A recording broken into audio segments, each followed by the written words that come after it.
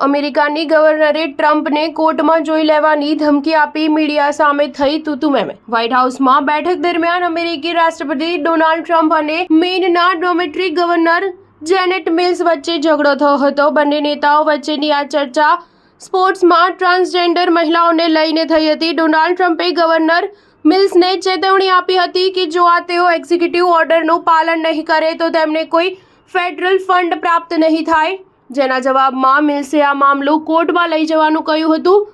રાષ્ટ્રપતિ ટ્રમ્પે governor mills સાથે વ્હાઇટ હાઉસ ખાતે ગવર્નરોની દ્વિપક્ષીય બેઠકમાં ભાગ લીધો હતો। આ દરમિયાન ટ્રમ્પ અને મિલ્સ વચ્ચે ઝઘડો થયો હતો, જેમાં ટ્રમ્પે મિલ્સને ફેડરલ ફંડ રોકવાની ધમકી આપી હતી। તેમજ ટ્રમ્પે મિલ્સને પૂછ્યું, શું તમે આનું પાલન નહીં કરો? જવાબ આપતા મિલ્સે કહ્યું કે હું રાજ્ય અને સંઘીય કાયદાઓનું પાલન કરું છું। મીડિયા રિપોર્ટ્સ અનુસાર ડોનાલ્ડ ટ્રમ્પે કહ્યું, સારું, અમે જ ફેડરલ કાયદો છે, તમે તેને અનુસરો તો જ સારું, કારણ કે જો તમે તેનું પાલન નહીં કરો તો તમને કોઈ ફેડરલ ફંડ નહીં મળે। લોકો નથી ઈચ્છતા કે મહિલાની રમતો પુરુષો રમે, ભલે તેઓ અમુક અંશે ઉદાર હોય, તેથી તમે તેને વધુ સારી રીતે અનુસરો, નહીં તો તમને કોઈ ફેડરલ ફંડ મળશે નહીં। ગવર્નરની વાત પર ટ્રમ્પે કહ્યું કે ઠીક છે, હું તમને કોર્ટમાં પણ મળીશ, હું તેની રાહ જોઈ રહ્યો છું। તે ખરેખર ખૂબ જ સરળ રહેશે અને ગવર્નર બન્યા પછી તમારા જીવનનો આનંદ માણો, કારણ કે મને નથી લાગતું કે તે પછી તમે ઇલેક્ટેડ પોલિટિક્સમાં રહેશો।